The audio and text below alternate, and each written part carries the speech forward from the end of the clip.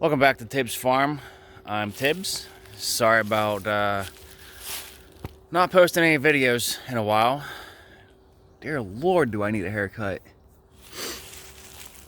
We've had a lot of stuff going on here at the home, farmstead. Had to change things around. Had things brought to our attention that didn't think about, didn't know.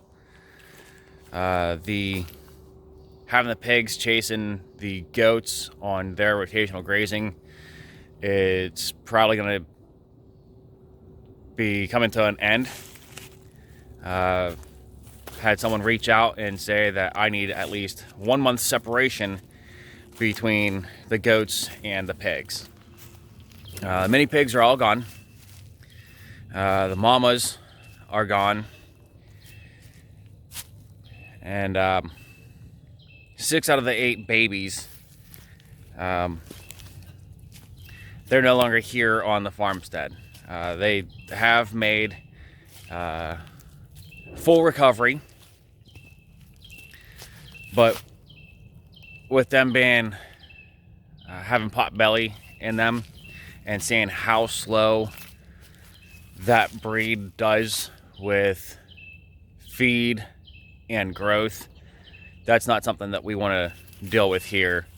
It'll end up becoming cost prohibitive to keep them and feed them. The 3 little pigs, they've been moved out of their pen, and I think I'm going to use them to do some rotational grazing elsewhere on the property, which is kind of nice because that means I can clear out this land twice as fast with them and the goats.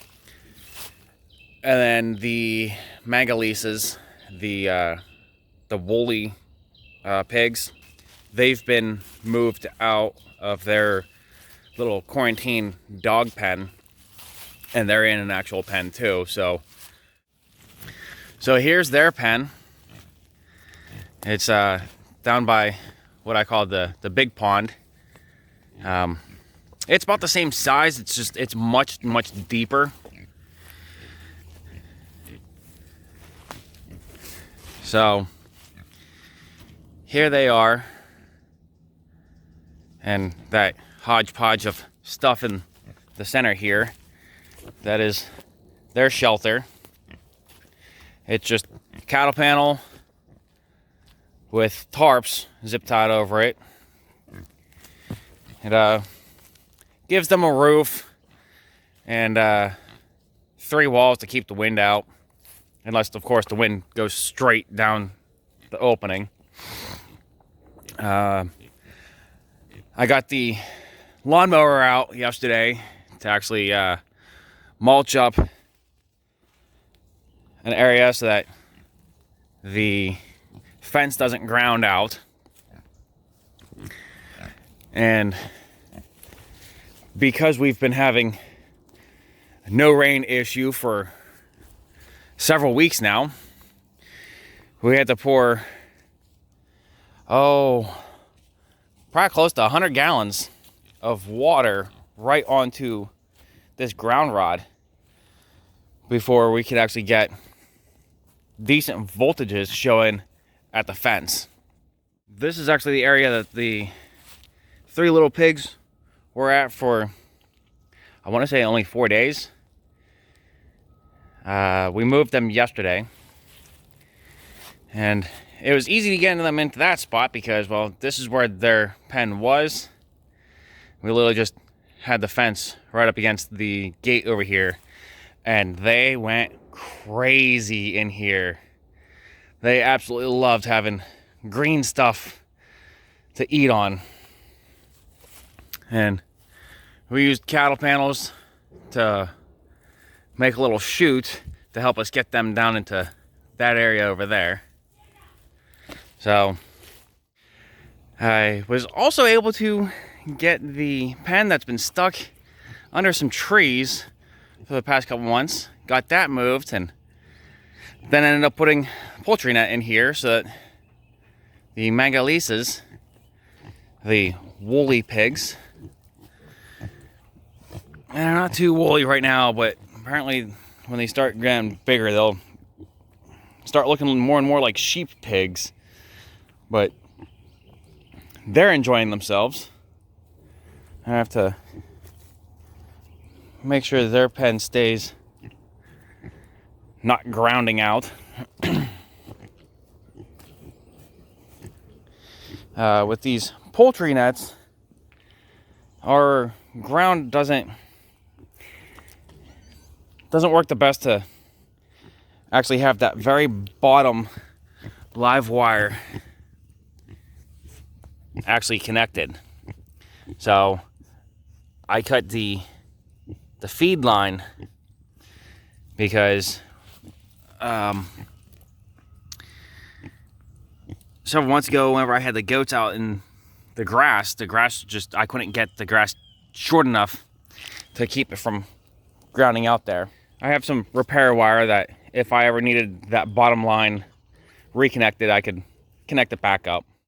So if I remember correctly, the last time that I actually loaded a video was the day that I had my MRI. The results came back. I do not have a torn rotator cuff, so that's a blessing. Rotator cuff is swollen, but I have now been diagnosed with having arthritis in my shoulder. So I'm now going through physical therapy to help build the strength in the muscles surrounding the rotator cuff.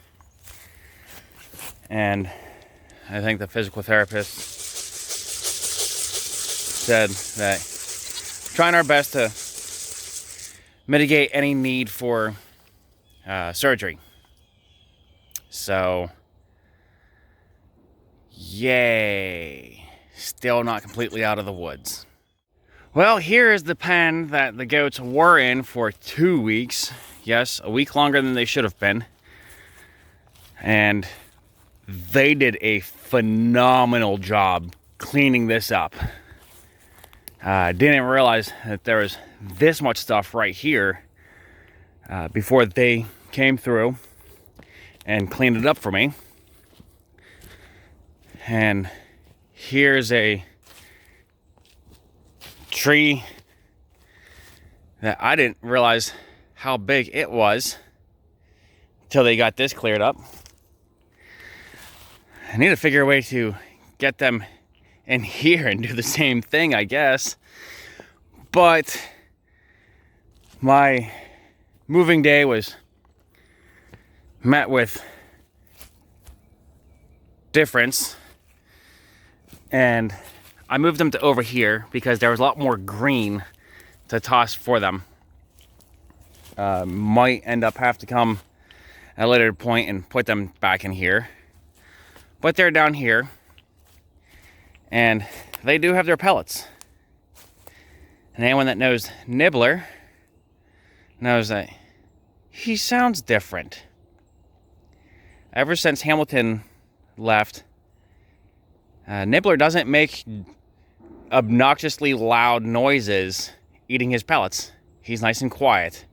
So I think he was eating and yelling at Hamilton to get away from his food or something. I don't know.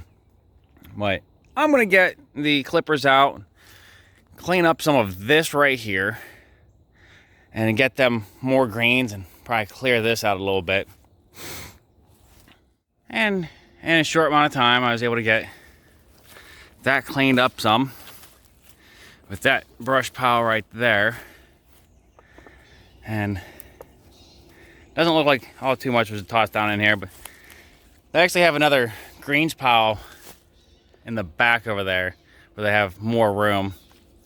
So after I fill up that hay, I'll